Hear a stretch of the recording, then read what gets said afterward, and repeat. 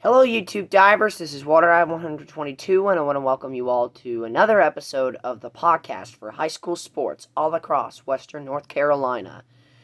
Oh boy, we got a good show for you guys today.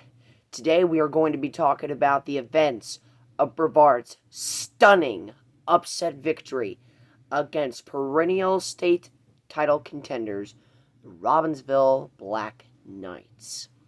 So, this was a great game of football. I mean, this basically showcased how good both defenses were, both offenses, special teams even had some moments. I'm going to get to all of that here in this video. And today it's just going to be about the Robbinsville and Brevard game. And of course, predictions for Brevard's next football game next week. I'm gonna get into that in the video. So let's get freaking started, shall we? So first off, let's settle some business down here. So coming into the game, both teams among some of the best teams in the mountains. You got Robbinsville, who's coming off of a fantastic 2-year stretch. In 2019, they won the state championship game, and in 2020, they reached the state semifinals, only to fall to the Murphy Bulldogs, who would go on to win the state championship. And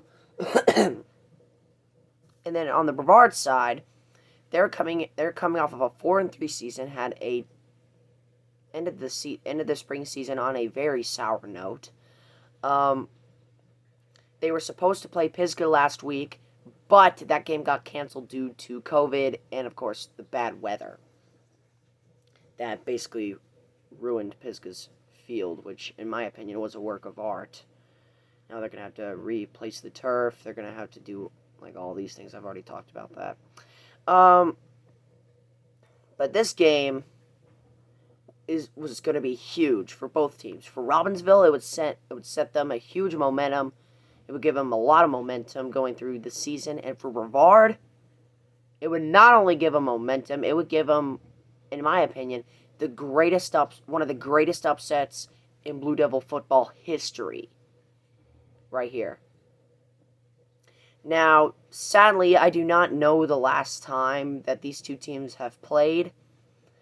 I think this is the first time that these teams have ever played against each other. I'm not really that sure right now. This is the first time that I know. But anyway, so let's talk about the game, shall we? The opening quarter was basically a defensive struggle, but Robbinsville did have signs of scoring.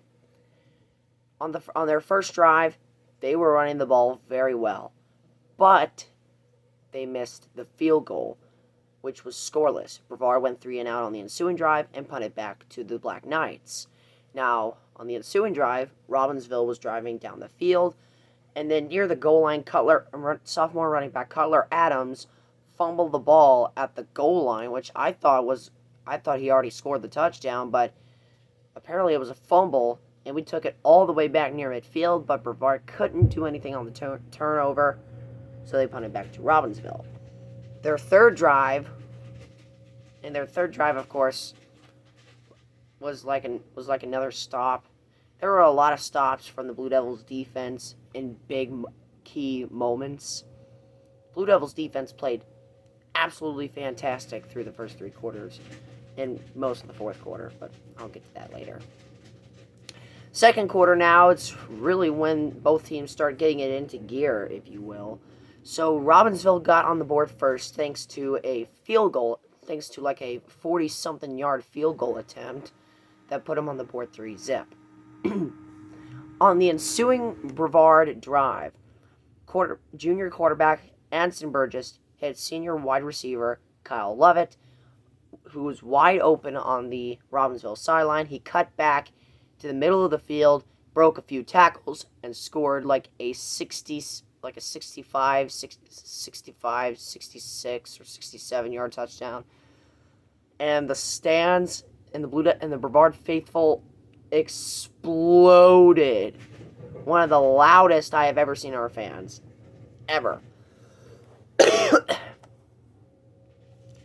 It was just crazy. It was crazy. Now, with Brevard here, they carried the 7-3 lead going into halftime, and they got the ball to start the second half. I was confident that we were going to win this game. And from the first couple minutes on the previous video that I filmed, I was at the game, of course, because I'm a band member, of course. I only had a limited amount of time to film. I decided to film the game during my third quarter break, which only lasted about half of the third quarter. So I couldn't capture the fourth quarter shootout that we would get in the fourth quarter, but I'll get to that later.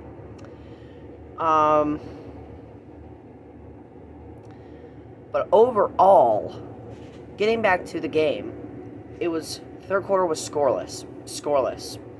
Brevard did show signs of breaking out. There was like a couple of big runs from senior running back P.F.H.S.A.A.W.N.C, but it was called back by penalties. There were a lot of penalties called on Brevard today, and some of them were bad officiating calls. Some were just not good penalty calls. It was,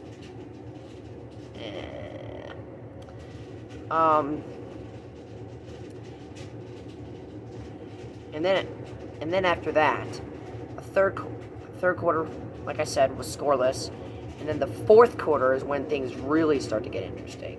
So Robbinsville took the first drive and they scored the touchdown, thanks to the legs of sophomore running back Kyler Adams. However, going for the extra point, they bobbled the snap and they tried to fake it, but Brevard snuffed it out, so it was 9-7. So a field goal would give us the lead. And that's exactly what happened on the ensuing drive. Sophomore kicker Ethan Huggins kicked what was like a 20-yard field goal, and he made it to give the Blue Devils a 10-9 lead. And let me tell you, that kid has a leg. I tell you that. But Robbinsville did manage to answer with a touchdown on the ensuing drive, once again thanks to the legs of Kyler Adams, which gave him a 15-10 lead. So Brevard was forced to score a touchdown. Then enters senior quarterback Joe Powell. Powell led the Blue Devils down the field, and he orchestrated one of the best, if not the best play I have ever seen in Blue Devils as my time as a Brevard sports fan. So what happened was Joe Powell hit Kyle Lovett, and then he lateraled it, and Lovett lateraled it to Garrett Swicegood, and he took it all the way down to the 20-yard line, no flags on the play. And that set up the game-winning touchdown pass from quarterback Joe Powell to junior tight end Jake Gravely. And the Blue Devils took the lead 16-15. Now, Brevard tried to go for two to force Robbinsville to kick a field goal to force overtime. Didn't work. So it was all up to the Blue Devils defense to make a monster stop and end the game. And it was definitely not looking like that, because we gave up several runs to Kyler Adams. But on fourth down, on a Hail Mary, Robbinsville quarterback Deshaun Gross throws it up in the air. He was hit as he threw it, and Brevard intercepted the pass to win the game 16-15, as Brevard shockingly upsets Robbinsville.